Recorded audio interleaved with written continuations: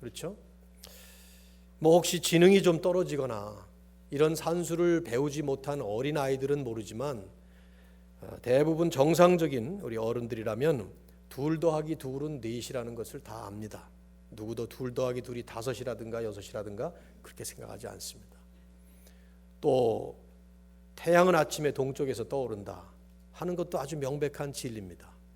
과학적으로 정확한 말은 아니지만 지구가 도는 것이기 때문에, 그러나 일반적인 표현으로 할 때 태양은 아침에 동쪽에서 떠오릅니다. 정상적인 사람이라면 어느 누구도 아침에 서쪽에서 해가 떠오르기를 기대하는 사람은 없을 겁니다. 왜냐하면 명백한 진리이기 때문이죠. 이제 그렇다고 하면 복음이 명백한 진리라면 왜 어떤 사람들은 그 진리인 복음을 받아들이지 않는 것인가 하는 질문이 저에게도 있고 아마 여러분에게도 있을 것입니다. 성경을 보면 성경은 그 이유에 대해서 답을 2가지로 말씀하고 있다고 생각돼요. 첫째는 어떤 사람들은 복음이 진리라는 사실을 모르기 때문에 받아들이지 않습니다. 심지어 복음을 들어보지 못한 사람들 같으면 그 복음이 진리라는 사실을 알 리가 없습니다. 그래서 바울은 믿음은 들음에서 난다. 처음 복음의 말씀을 듣고 이해하고 그래서 그것을 지식적으로 받아들일 때, 깨닫게 될 때, 그럴 때 믿음까지 갈 수 있다 하는 얘기를 하죠. 물론 지식이 믿음은 아니지만 어쨌든 복음의 내용을 알 때에 그것을 받아들일 수 있게 되는 것입니다. 그러니까 역으로 얘기한다면 복음이 진리라는 것을 모르면 그걸 진리로 받아들일 수가 없을 거예요. 하지만 이제 성경이 더 심각하게 그리고 아주 중요하게 무게 있게 지적하고 있는 또 하나의 이유, 왜 복음의 진리를 받아들이지 않느냐, 그것은 믿음을 갖지 않기 때문에, 받아들이지 않는 이 불신앙의 마음 때문이다, 그렇게 지적을 합니다. 로마서 1장 18절 이하를 보면 바울은 모든 죄지은 인류가 범하고 있는 그 죄의 모습을 얘기를 하면서 하나님은 이 세상 천지 만물에 하나님의 실존에 대한 분명한 증거를 아주 분명하게 보여주셨다고 말씀을 해요. 그의 영원한 능력과 신성이 만물에 분명하게 보여 알게 되어 있다. 그래서 사람들은 핑계하지 못할 것이다, 그렇게 말씀을 하죠. 그러니까 하나님을 알 수 있는 분명한 증거가 있다는 얘기예요. 그런데 그럼에도 불구하고 로마서는 뭐라고 말씀하죠? 하나님을 알지만 알면서도 믿지 않고 영화롭게도 하지 않고 또 하나님을 경배하지도 않는 이 불신앙의 문제가 있다 하는 것을 지적을 하고 있습니다. 알면서도, 분명히 진리인 걸 알면서도 그걸 받아들이지 않는 거예요. 그 대표적인 존재가 누구냐 하면 마귀입니다. 야고보는 행함 없는 믿음이라는 다른 주제를 얘기하다가 마귀를 예를 드는데, 야고보서 2장 19절에 보면 마귀도 하나님은 한 분인 줄을 안다 그랬어요. 거기 야고보는 믿음이라는 말을 쓰긴 썼어요. 마귀도 하나님은 한 분인 줄을 믿고 떠느니라 했지만 야고보의 그 맥락에 의하면 그 믿음이라는 건 죽은 믿음이니까 안다는 것으로 얘기해야 될 텐데, 어쨌든 마귀가 하나님을 알아요. 성경을 보면 명백하죠. 예수님이 이 땅에 오셨을 때 예수 그리스도가 누구신지를 제일 먼저 알아차린 건 누굽니까? 마귀였고 마귀의 졸개들이었어요. 악령들이었다 이 말이죠. 그들은 알아요. 분명히 진리를 압니다. 그럼에도 불구하고 의도적으로 의지적으로 안 받아들이는 것이죠. 그래서 거부하는 거예요. 이런 그 불신앙의 문제를 성경은 아주 심각한 이 진리와의 관계에 있어서 아주 심각한 이슈로 성경은 지적을 하고 있습니다. 예수님께서 이 문제를 놓고 말씀하셨던 그 아주 간단한 그러나 쉽게 설명하신 말씀이 씨 뿌리는 비유죠. 씨 뿌리는 비유 아시죠? 마태복음 13장에 대표적으로 그 말씀이 잘 나와 있는데, 농부가 좋은 씨를 뿌립니다. 씨는 좋은 씨예요. 반드시 열매를 맺을 수 있는 그 포텐셜을 가지고 있는 씨입니다. 그러나 그 씨가 어디에 떨어졌느냐에 따라서 그 씨가 열매를 맺느냐 맺지 못하느냐가 결정되는 거예요. 씨의 문제가 아니라 이 말이죠. 이스라엘은 그 밭이 우리 한자에 그 밭전자 같이 되어 있어요. 이렇게 네모나고 그 가운데 10십자가 있는 것처럼. 그래서 그 10십자가 난 길을 농부가 양쪽에 씨 주머니를 2개를 이렇게 가지고 다니면서 주머니로 움켜쥐고 이렇게 던집니다. 씨를 하나씩 심는 게 아니에요. 그러다 보니까 그 떨어지는 씨앗은 떨어지는 장소가 아주 다양하게 떨어지는 거예요. 어떤 씨는 길가밭에 떨어집니다. 그 길가, 농부가 수십 년 동안을 발로 밟아서 아스팔트 콘크리트처럼 딱딱하게 된 길가에 떨어지는 거죠. 그럼 그 씨는 전혀 열매를 못 맺습니다. 뿌리도 못 내린단 말이죠. 어떤 씨는 좋은 돌밭에 떨어져요. 이 흙이 얇은 돌밭에. 그러면 조금 내려가는가 하다가 더 이상 뿌리 못 내리고 씨를 열매 못 맺죠. 어떤 씨는 가시덤불 같은 잡초더미에 떨어집니다. 그러면 자라나는 듯 하다가 엉켜서 못 맺는 거예요. 어떤 씨앗만이 열매를 맺습니까? 좋은 밭에 떨어진 씨앗. 30배, 60배, 100배.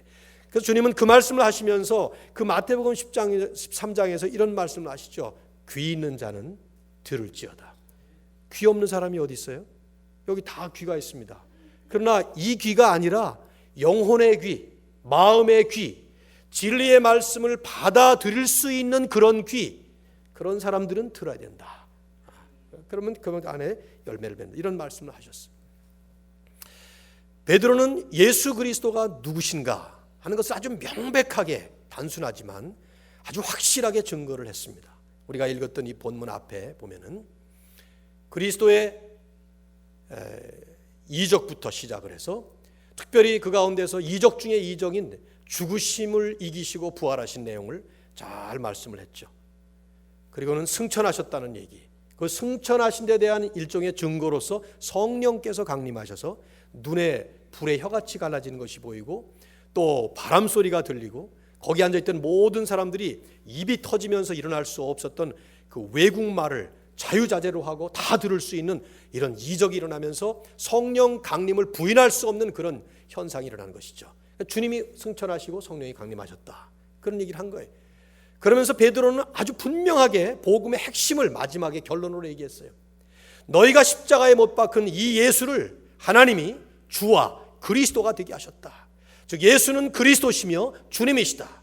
예수는 구원자이시며 우리의 주인으로 오신 분이시다. 그러나 너희가 십자가에 못 박았다. 이 복음의 핵심을 선포를 했어요. 베드로가 그 선포를 하는 설교의 내용을 보면 베드로는 아주 중요한, 사실 전도할 때 혹은 설교할 때 아주 우리가 참조해야 될 중요한 핵심적인 비결을 얘기를 했어요. 하나는 예수 그리스도에 관한 객관적 진리를 선포했어요. 주님이 누구냐 하는 것이죠. 그러나 그것을 듣는 청중들이라는 이 주관적인 실체와 관계를 해서 너희들이 이것을 받아야 된다 하는 말씀으로 선포한 거예요.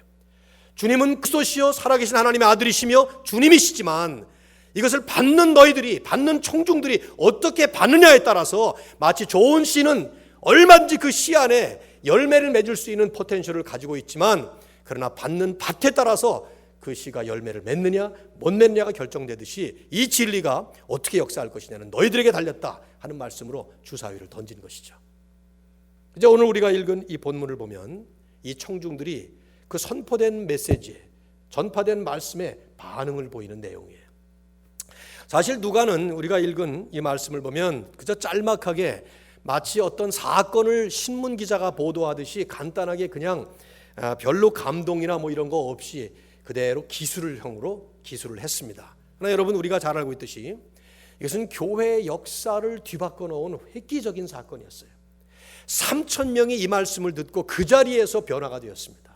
그리고 그들의 변화 때문에 세상이 변화되고 하나님의 역사가 뒤바뀌고 세상 전체가 판도가 뒤엎어지는 그런 놀라운 일이 바로 이 순간에 일어난 것이죠. 우리는 2000년 전에 일어났던 이 사건의 현장을 머릿속으로 상상을 하면서 오늘 2000년 후에 이 자리에 이 순간에 이 말씀을 우리에게 주시는 하나님의 말씀의 의도가 무엇인가를 우리 자신의 입장에서 생각해 봐야 될 거예요. 이것은 회심의 역사를 우리에게 보여준 것입니다. 미리 말씀드리지만, 결론으로 드릴 말씀이지만은 오순절 역사는 역사상 딱 한 번 일어난 단회적인 역사예요. 그러나 이 회심의 역사는 3,000명이 회심한 것으로부터 시작된 이 회심의 역사는 교회의 역사가 계속되는 한 계속 하나님께서 이루실 하나님의 역사인 것입니다. 그것이 오늘날 우리들을 향해서, 세상을 향해서 이 말씀이 우리에게 증거하고 있는 귀한 메시지죠. 오늘 우리가 이 말씀을 받고 그 말씀 앞에 반응을 보였던 청중들을 보면서 우리는 어떤 말씀의 교훈을 받아야 될 것인가 한번 생각을 해봐야 될 것입니다. 첫째로 이들은 하나님의 말씀을 받을 때 마음의 찔림을 받았습니다. 자, 37절 한번 다시 보시겠어요? 아주 짤막한 한마디가 나옵니다. 그들이 이 말을 듣고 그 다음에 마음에 찔렸다. 마음에 찔렸다. 단어는 한 단어입니다. 신약에는 이 단어가 마음에 찔렸다는 두 단어가 아니고 한 단어예요. 카타누이소라는 말인데 이 말은 딱 한 번 나와요. 신약성경 전체 한 번 나오는 단어지만 한 번 나오지만 그 단순성의 원리에 의해서 그 한 번으로 모든 걸 표현하는 그런 의미가 담겨져 있을 거예요. 이 말이 의미하는 것이 무엇일까요? 우선 이 말을 듣고 마음에 찔렸다. 이 말이 뭡니까? 베드로의 설교 전체를 얘기할 거겠죠. 그렇죠? 그러나 그 가운데서도 36절에 나오는 말씀이 결론이니까 그 말씀에 해당될 거예요. 그런즉 이스라엘 온 집은 확실히 알지니 너희가 십자가에 못 박은 이 예수를 하나님이 주와 그리스도가 되게 하셨느니라. 지금 이 자리에는 예수님을 십자가에 못 박는 자리에 있었던 사람들이 있었을 거예요. 그렇죠? 십자가에 못 박으라고 막 소리치던 그 폭도들이 여기 있었을 겁니다. 그러나 대부분의 사람들은 예수님을 십자가에 못 박는 데 동참하지 않았던 사람들이 대부분이었을 거예요. 아마 여기는 여러 군데에서 온 사람들이었을 테니까 말이죠. 그럼에도 불구하고 이 복음의 말씀을 들을 때에 그들의 마음이 찔렸어요. 이 마음의 찔림을 받았다 하는 말. 영어 성경이 참 잘 표현했다고 보는데 They were cut to the heart. 즉 어떤 칼이 그 물체를 파고 들어와서 가장 깊은 폐부까지 들어오는 그런 모습을 얘기하는 것이죠. 여러분 우리가 이 단어의 의미를 알기 위해서 그림을 그려본다면 우리 여성들 같은 경우는 뭐 예를 들어서 고기 같은 걸 썰 때 저도 어제 고기를 썰었는데 먹기 위해서 이 언 고기를 썰려면은 뭐 이게 내려치든지 뭐 하든지 해가지고 썰어서 어디까지 내려가야 돼요? 가장 밑에까지 내려가야 되죠. 좀 끔찍합니까? 과도를 가지고 과일을 깎는다고 생각해 보세요. 과일을 깎을 때 어떻게 깎으시나요? 저 같은 경우는 먼저 가운데를 자르고 속에 있는 걸 파내서 그다음에 그렇게 하는데 아무튼 그 안을 이렇게 파내려 들어가서 끝까지 내려가는 그걸 얘기하는 거예요. 여러분 뭘 의미하는지 아시겠어요? 성경이 하나님의 말씀을 비유적으로 표현하는 메타포 하나가 있는데 그게 뭡니까? 그것은 칼이에요. 칼. 에베소서에 나오죠. 하나님의 전신갑주를 입으라 그럴 때 뭐 구원의 투구, 무슨 믿음의 흉배, 뭐 그런 것들 쭉 얘기하다가 어떤 말씀이 나와요? 성령의 검, sword, 검, 칼, 곧 하나님의 말씀을 가지라.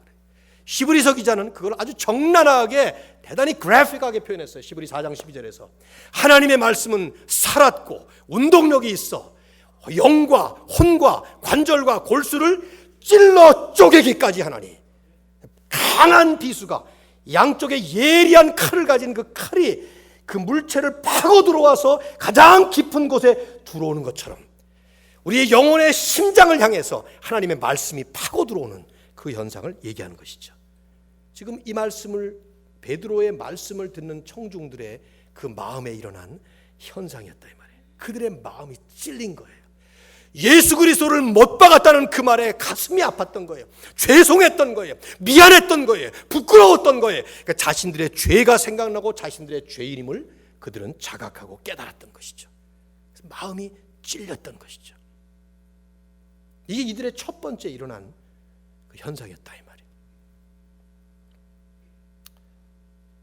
하나님의 말씀 때문에 종종 우리는 마음의 찔림을 경험하게 됩니다.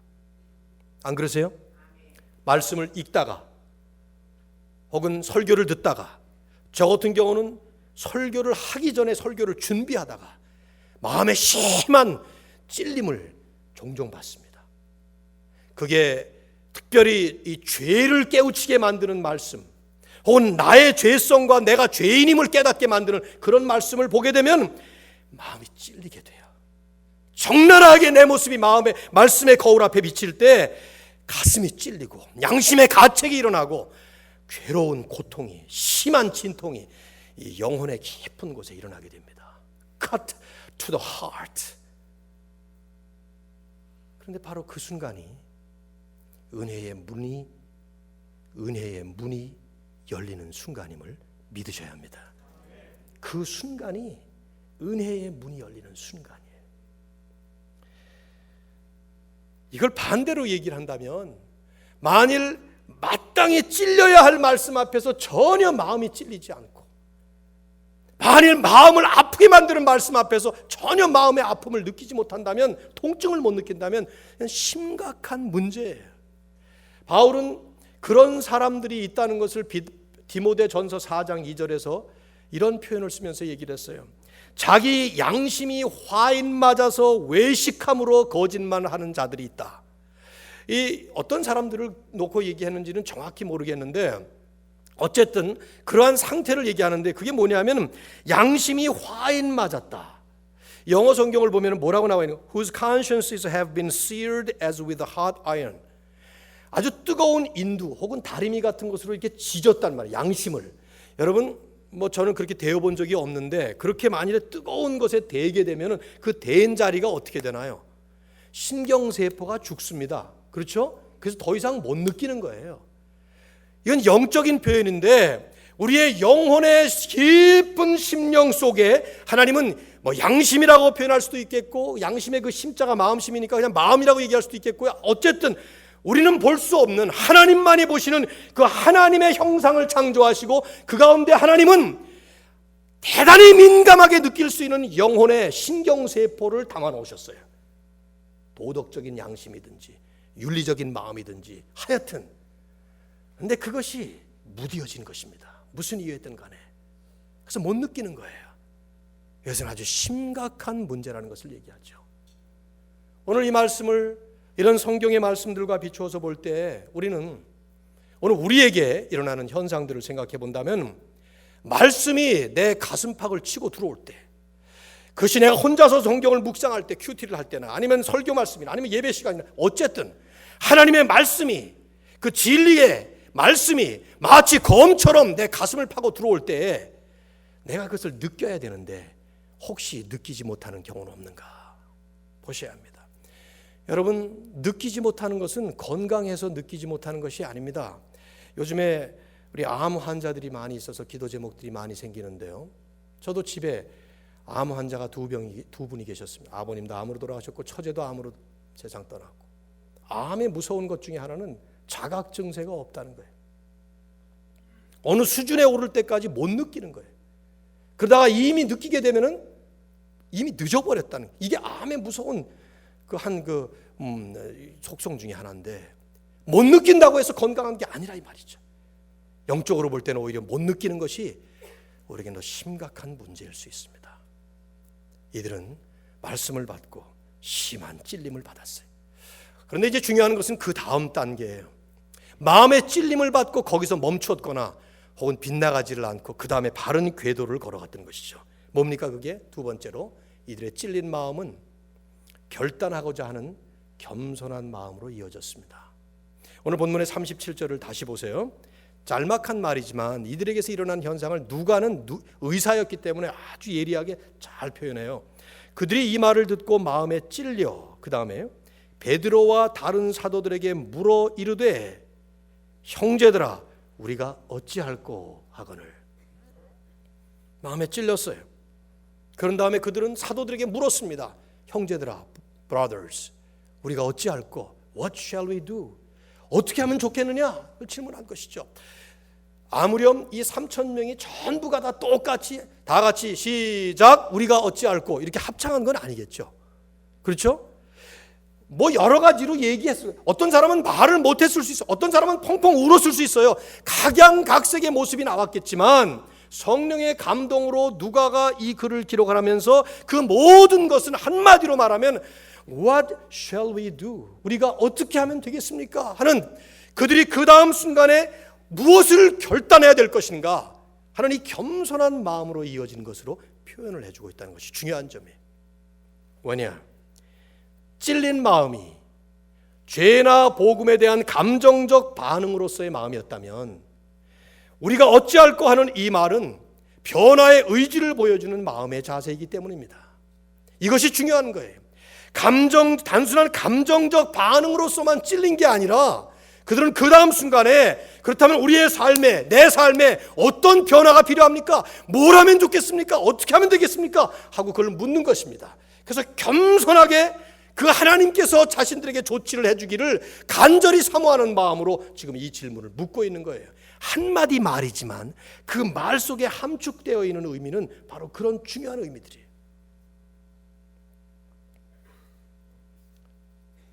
이것이 중요한 이유가 있어요.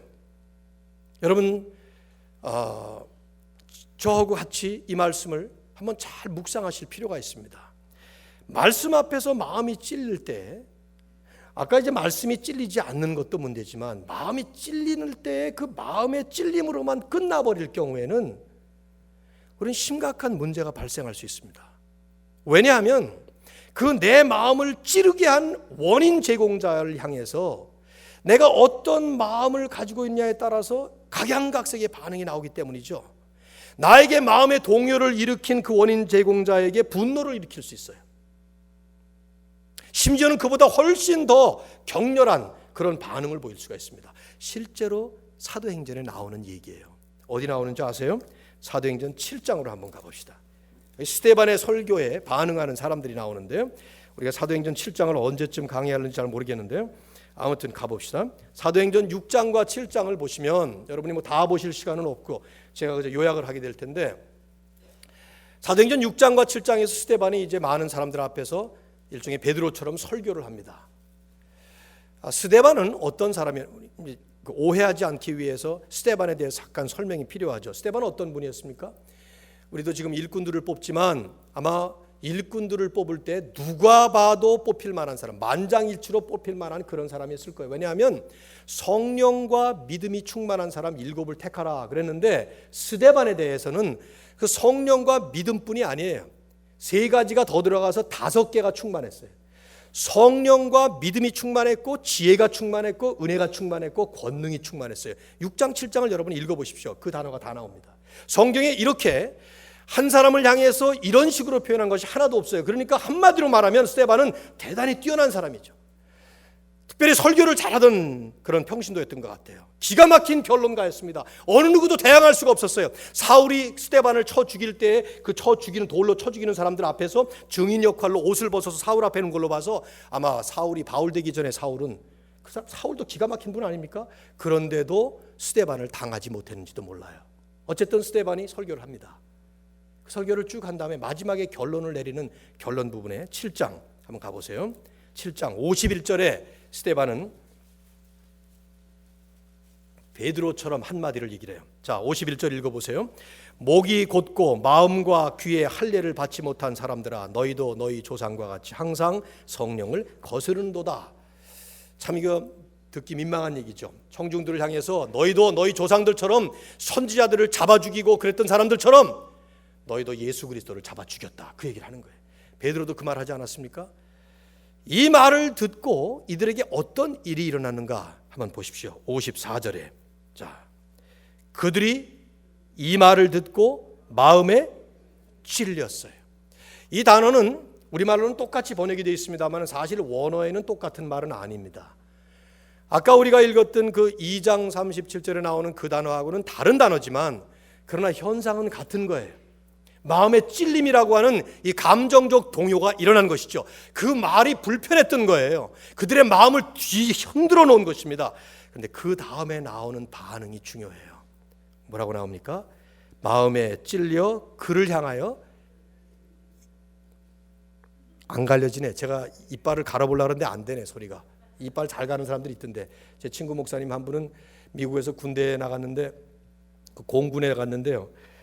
지금 목회하고 있는 목사님인데 하도 이를 갈아가지고 항상 그 고참들이 입에다가 그 마우스피스 그랬는데 한 달만 되면은 이 마우스피스가 다 갈기 다 찢어지는 거예요. 이빨이 참 나쁘죠, 그분이.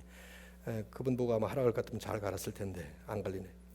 스데반의 설교를 듣고 마음에 찔림을 받았는데 그 다음 단계가 그를 향해서 이를 갈면서 격분하면서 결국은 돌로 쳐 죽이지 않습니까? 말씀을 받을 때 마음에 찔린 것 가지고는 자칫 잘못하면 내가 어떤 마음의 상태를 가졌냐에 따라서 그 다음 단계가 정반대, 바람직하지 못한 그런 모습으로 갈 수가 있습니다. 왜냐하면 마음의 찔림은 종종 단순한 감정적 반응에 불과할 수 있기 때문이죠. 그 감정적인 반응, 거기에 그 다음에 우리는 의지적인 자세가 필요합니다. 특별히 겸손한 마음으로, 사모하는 마음으로 나를 향하신 하나님의 은혜를 받겠다고 하는 이런 의지적인 그 다음 단계를 향한 발걸음이 필요하다 이 말이에요. 마음의 찔림을 받았지만 3,000명은 우리가 예수를 죽였다니, 우리가 구세주로 오신 그분을 그렇게 했다니, 내가 그런 죄인이라니, 그러면 어떻게 하면 되겠습니까? 어떻게 하면 내가 이제는 그런 죄를 짓는 삶이 아닌 다른 삶으로 살 수 있겠습니까? 하는 그런 사모하는 마음으로, 겸손한 자세로 자신들의 그 의지적인 발걸음을 옮기는 그 작업이 필요합니다. 저는 이래서 성경을 열 때나 혹은 예배를 시작할 때나 말씀을 들을 때나 하여튼 하나님의 말씀이 성령의 음성으로 우리 가운데 들어올 때에 이미 우리의 마음밭을 좋은 밭으로 만드는 작업이 필요해요. 우리는 우리를 다 신뢰할 수 없습니다. 여러분이나 저나 다 좋은 사람 같지만 그러나 우리의 마음밭이, 예레미야가 뭐라고 말했죠? 만물보다 부패한 것은 사람의 마음이라. 만물보다 부패한 게 사람의 마음이에요. 그래서 우리의 마음 심령 깊은 곳에 어떤 죄의 뿌리가 도사리고 있는지 우리 아무도 몰라요. 성령에 민감하게 우리가 신앙생활을 할 때에는 그 성령에 반응하는 우리의 그 반응기가 아주 민감하게 왔다 갔다 잘 반응할 수 있을지 모르지만 종종 오랫동안 말씀도 안 읽어요. 기도 생활도 안 합니다. 하나님의 말씀에 순종하는 것도 점차 퇴색됩니다. 옛날에 내가 신앙생활 잘할 때 그때 얘기만 맨날 하고 그때 생각만 하고 그러다가 그렇게 하다 보면은 우리는 어느 사이인지 모르게 둔감한 그런 신앙생활로 들어가는 것입니다. 저는 처음에 주일날 교회를 안 나오는 사람들이 가끔씩 그런 얘기를 하더라고요. 주일날 처음에 교회 안 나가면 두렵대요. 여러분도 그래 보셨죠? 뭐 예를 들어 주일날 교회 안 나가기로 하고 골프를 치러 간다든가 무슨 등산한다든가 뭐 그러면 내 등산 갔다가 발을 헛디뎌서 혹시 떨어지는 거 아닌가 뭐 이런 생각도 하고, 골프 치다가 골프공에 혹시 맞아서 내가 어떻게든 뭐 이런 막 그런 생각들을 한다 그러더라고요. 그런데 그게 2주가 되고 3주가 되고 한 달이 되고 2달이 되고 1년이 되고 2년이 되고 10년이 되고 20년이 되면 못 느끼죠. 말씀을 들어도 그거 다 알아. 옛날에 다 들었던 거야. 뭐 요한복음 1장 1절 그거 못 외우는 사람 어디 있어? 뭐 이런 식으로 반응을 할지 모르지만 못 느끼는 것이죠. 우리가 하나님의 말씀을 받을 때 준비가 필요해요. 준비. 마음의 밭을 기경하는 작업이 필요해. 좋은 밭으로 만들어 놔야 돼. 여러분 꽃밭을 가꾸거나 혹은 식물을 심을 때 어떻게 합니까? 그냥 막 거기다 막 뿌리고 뿌리를 심고 뭐 꽃을 씨를 뿌리고 그렇게 합니까? 그렇지 않죠. 거기에는 돌이 있으면 돌을 캐내고 또 혹시 그 안에 뭐가 잘못된 뭐 화학 물질이 있으면 그거 다 파내고 새로 거기다가 거름 갖다 주고 뭐 이렇게 작업을 하잖아요. 그런 다음에 뭐를 뿌려요? 씨를 뿌리지 않습니까? 말씀의 씨앗이 떨어지기 전에 우리의 마음밭에 기경 작업이 필요해요. 제가 2부 예배 때 청년들이 많은데 2부 예배는요 지금 심각해 문제가. 예배 시작할 때는 3분의 1도 안 와 있어요. 제가 설교하러 이렇게 올라오면은 그때서 이렇게 다들 차 있어서 제발 그러지 말고 일찍들 와서 말씀도 열어서 준비하고 기도도 하고 준비하고 그랬으면 좋겠다 그런 얘기를 하는데 뭐 예배 잠깐 일찍 온다고 준비가 다 끝나는 건 아니겠죠. 토요일 저녁 우리의 삶 전체가 이런 하나님의 음성이 우리 가운데 들어올 때 이게 우리에게 축복을 줘야 될 거 아니에요. 복을 줘야 될 거 아니에요. 진리의 말씀이 씨앗처럼 떨어질 때 30배, 60배, 100배의 결실을 맺어야 될 거 아니냐 이 말이죠. 여러분 씨 뿌렸는데 그 씨가 전부 다 그냥 다 썩어버리고 열매를 못 얼마나 아깝습니까 그게. 그러려면 우리의 마음밭이 감정적 반응, 찔림으로 끝나는 것이 아니라 그 다음 우리가 어찌할 거로 들어갈 수 있는 사모하는 마음으로, 겸손한 마음으로 들어가야 돼요. 제가 참 좋아하는 말씀 가운데 하나가 시편 107편 9절입니다. 시편 107편 9절. 여러분 받아 쓰셔서 한번 외우시면 좋을 것 같아요. 그가는 여기서 하나님이신데요. 그가 사모하는 영혼에게 만족을 주시며 줄인 영혼에게 좋은 것으로 채우심이로다. 여러분 한번 따라 하실래요? 그가 사모하는 영혼에게 만족을 주시며 줄인 영혼에게 좋은 것으로 채우심이로다. 아멘. 우리말의 번역이 그렇게 되어 있지만 영어 번역을 보면은 He satisfies the thirsty and fills the hungry with good things. 예수님이 말씀하셨던 말씀과 같잖아요. 의에 줄이고 목마른 자. Hungry and thirsty. 뭐에 대해서? 하나님의 은혜에 대해서, 하나님의 축복에 대해서, 진리의 말씀에 대해서 굶주리고 목마르고 그런 심령에 하나님의 말씀이 떨어지면은 곧바로 스폰지 빨아들이듯이 쫙 빨아들이면서 그 말씀이 30배, 60배, 100배의 결실을 맺을 줄로 믿습니다. 그래서 우리가 좀 아멘 작업이 필요해요. 먼저 저는 너무 요란스럽게 뭐 아멘 아멘 하는 거 그런 거 그렇게 바라진 않습니다. 그러나 우리가 심령에 이 마음의 고백으로 아멘, 뭐 부끄러우면 안 해도 좋고 익숙하지 않으면 체질에 안 맞으면 안 해도 좋아요. 그러나 참 그 아멘하는 마음의 심령의 밭으로 말씀을 받을 때 하나님이 어떻게 거기에 열매를 안 맺겠냐 이 말이죠. 오늘 그 3,000명의 이 회심의 역사를 볼 때 저는 이게 참 우리에게 지금 절실히 요구되는 한 모습이라고 믿습니다. 마지막으로 이들의 이러한 결단은 결국 참된 회심의 열매를 맺게 되었습니다. 오늘 이제 본문을 보시면은 38절에 우리가 어찌할꼬 하는 이들의 질문에 대해서 베드로가 간단하게 말씀을 합니다. 자, 38절. 베드로가 이르되 너희가 회개하여 각각 예수 그리스도의 이름으로 세례를 받고 죄 사함을 받으라. 그리하면 성령의 선물을 받으리니 이 약속은 너희와 너희 자녀와 모든 먼 데 사람 곧 주 우리 하나님이 얼마든지 부르시는 자들에게 하신 것이라 하고, 베드로가 말했던 말은 38절과 39절에 두 절에 기록이 되어 있지만 누가는 이것이 전부가 아니었음을 40절에 이렇게 말합니다. 보세요. 또 여러 말로 확증하며 권하여 이르되, 그러니까 이 말씀 말고도 많은 말씀을 한 것이죠. 어떤 말씀을 한 겁니까? 너희가 이 패역한 세대에서 구원을 받으라 하니, 즉 베드로는 이제 이 말씀에 올바른 반응을 보이는 청중들을 향해서 이제 구원이 너희들에게 준비되어 있다 이거예요. 그래서 구원을 받으라. 이 패역한 세대, 죄 많은 세상에서 너희들이 구원을 받으라. 하나님이 지금 그걸 너희들에게 주신다 그런 거예요. 그런데 이제 그 말씀을 베드로가 아주 많은 말씀을 했을 거예요. 여러 말로 했다고 나오니까.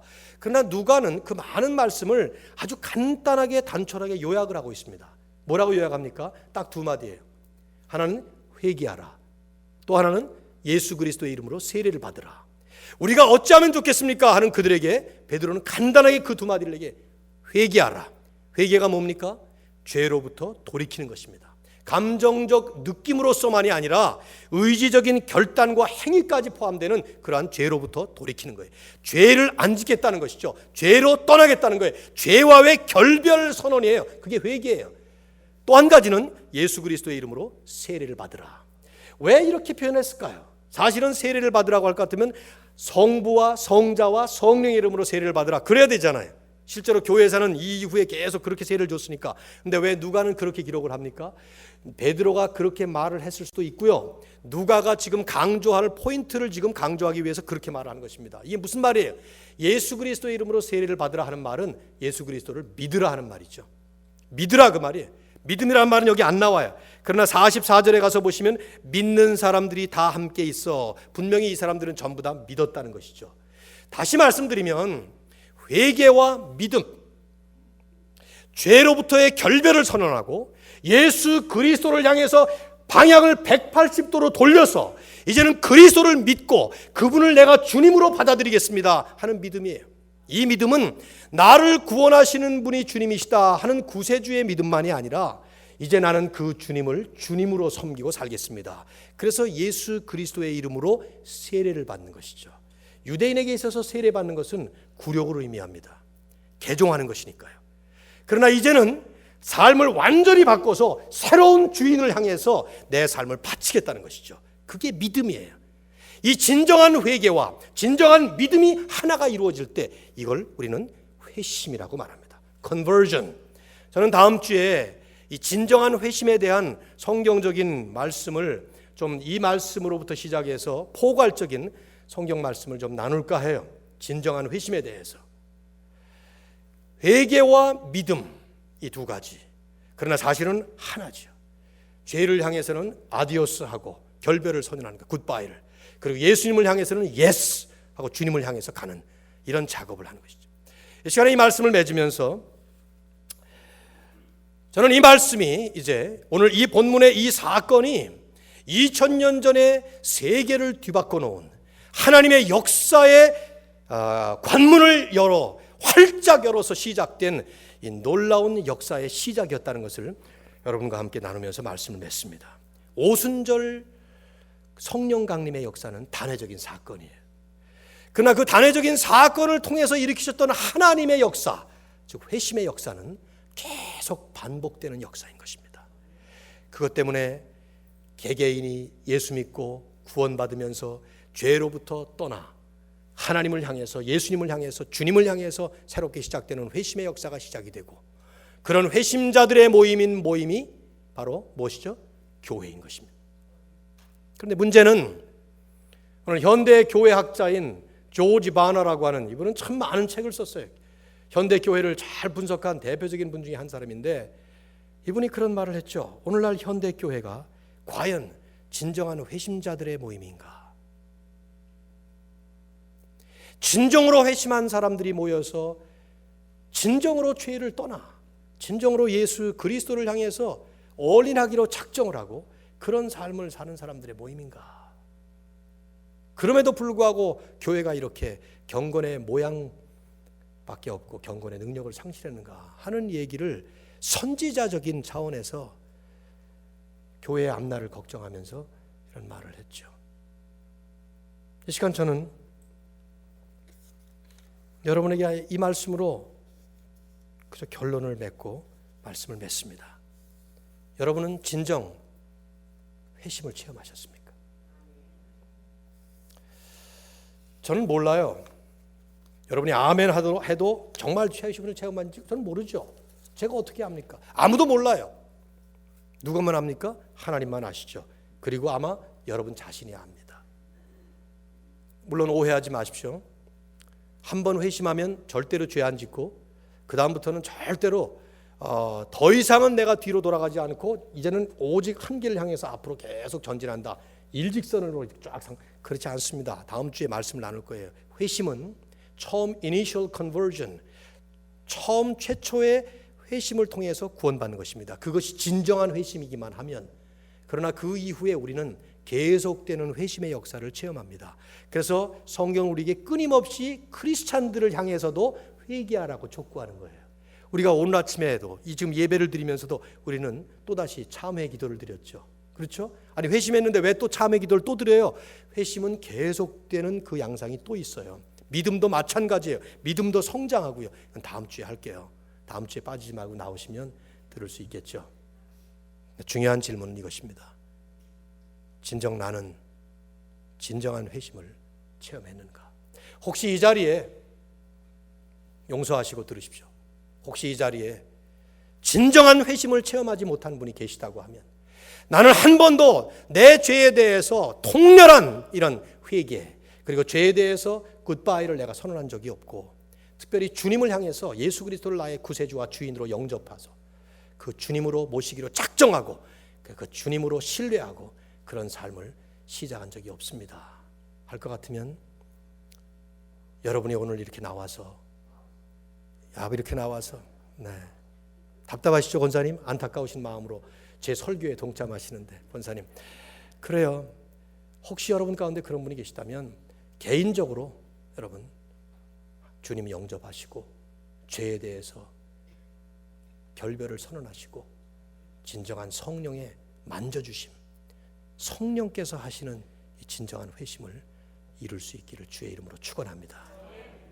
예수 그리스도를 영접하시고 그 영접한 주님을 따르기로 작정하시고 방향을 바꾸어서 주님을 향해서 새로운 발걸음을 옮기는 것입니다. 제가 믿기로는 매주마다 이렇게 예배 나오시는 우리 임마누엘 성도님들은 대부분 이미 그런 회심을 경험하시고 주님을 따르기로 작정하셨을 것입니다.